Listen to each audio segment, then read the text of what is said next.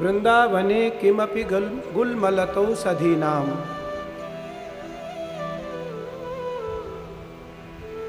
देवाधिदेव महादेव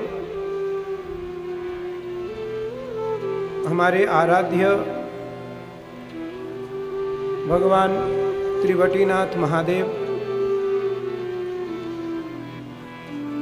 नाथों की नगरी बरेली के इस पावन धरा पर त्रिवटीनाथ महादेव के पावन चरणों में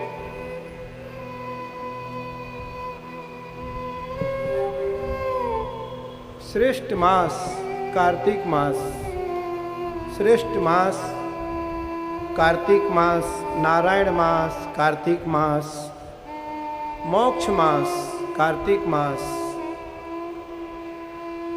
में हम सब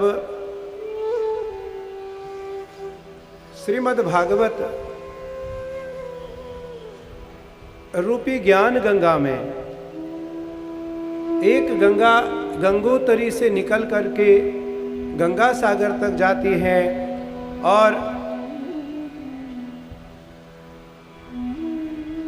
अपने तटों पर बसे हुए नगरी को, अपने तट पर बसे हुए गांव को पावन करती है। और एक श्रीमद् भागवत रूपी ज्ञान गंगा पूरी धरा को पावन करती है, घर घर को पावन करती है।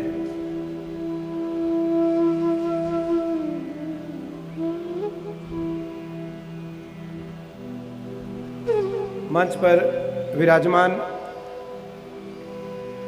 अनंत श्री विभूषित श्रोत्रिय ब्रह्मनिष्ठ हमारे आत्मज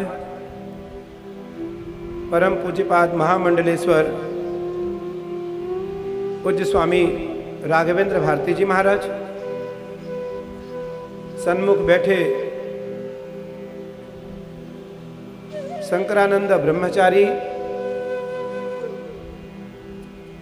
गौतम गिरी जी, आत्मानंद गिरी, विवेकानंद ब्रह्मचारी, सभी संत वृंद एवं विप्र द्विज, भगवान नारायण एक रूप में इन ब्राह्मणों के, इन वेद पाठियों के हृदय में प्रत्यक्ष निवास करते हैं। मैं सर्वप्रथम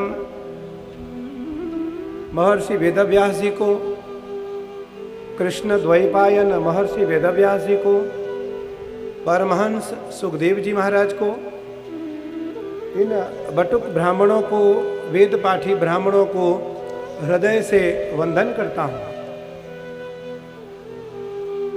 हमारे बाएं और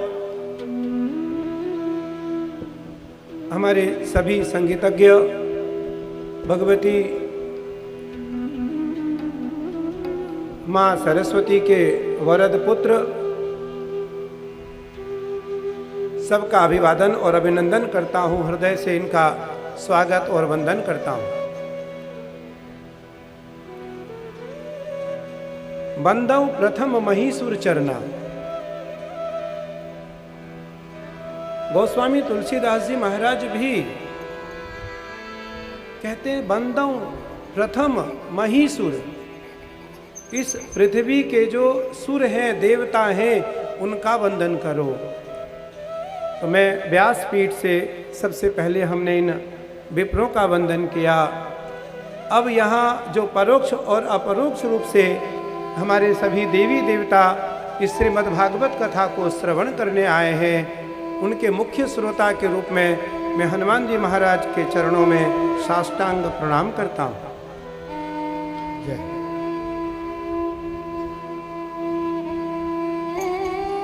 भागवत कथा, राम कथा, श्रीमद् देवी भागवत कथा अथवा शिव कथा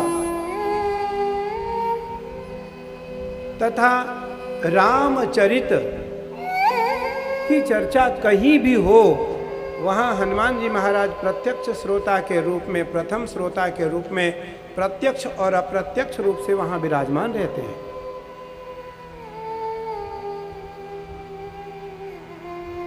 मैं यहां उपस्थित सभी देवी देवताओं का वंदन करता हूं और निस्संदेह आप सब भगवत पारायणी पुरुष हैं। इस त्रिवटीनाथ महादेव के इस पावन प्रांगण में भारत के लब्ध प्रतिष्ठित महापुरुषों के द्वारा लब्ध प्रतिष्ठित जो श्रीमद् भागवत के विद्वान हैं उनके द्वारा अनेकानेक बार श्रीमद् भागवत कथा हुई है, होती रही है। इसलिए आप सभी भागवत कथा श्रोता पारायण पुरुष भी हैं। इसलिए सन्मुख बैठे भगवत कथा प्रेमियों, माताओं बहनों, बाल गोपाल स्वरूप बालक वृंद, सभी को जय श्री कृष्ण। जय श्री कृष्ण।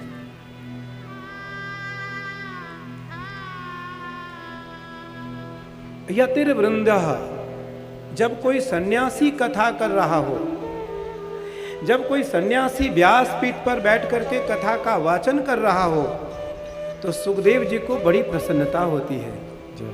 सुखदेव जी को बड़ी प्रसन्नता होती है, क्योंकि सुखदेव जी स्वयं परमहंस हैं।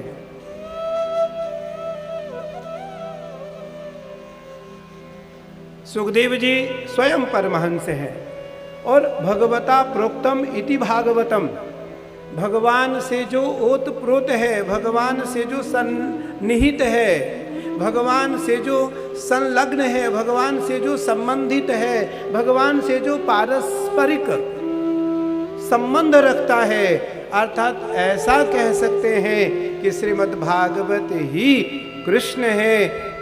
इसमें कोई अतिशयोक्ति नहीं होगी। उसमें श्री सुखदेव जी महाराज को अत्यंत प्रसन्नता होती है। कहा कबिन पर कहा ही न जाना, लेकिन किसके लिए? साधु चरित शुभ चरित कपासु, निरस विशद गुणमय फल जासु।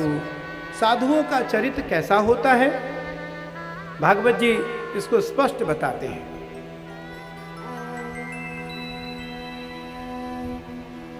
और भागवत जी, क्योंकि आज प्रथम दिन है,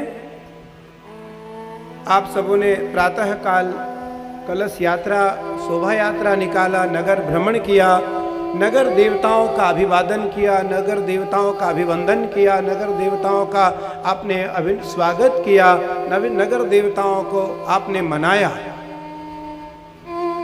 जिसको क्षेत्रपाल कहा जाता है। जो हमारे इस नवनाथ नगरी, नाथों की नगरी के जो क्षेत्रपाल हैं, हम सबों ने पहले उनसे प्रार्थना की कि इस कथा में आप भी सगण सहित आएं और कथा को सुने और बरेली वासियों के हृदय में कथा प्रवेश कराएं, जिससे कथा रूपी सागर में हम सब ऐसे गोता लगाएं कि जिससे हमारी मुक्ति ना हो, हमें मोक्ष न मिले, हमें ईश्वर की कृपा प्राप्त हो जाए।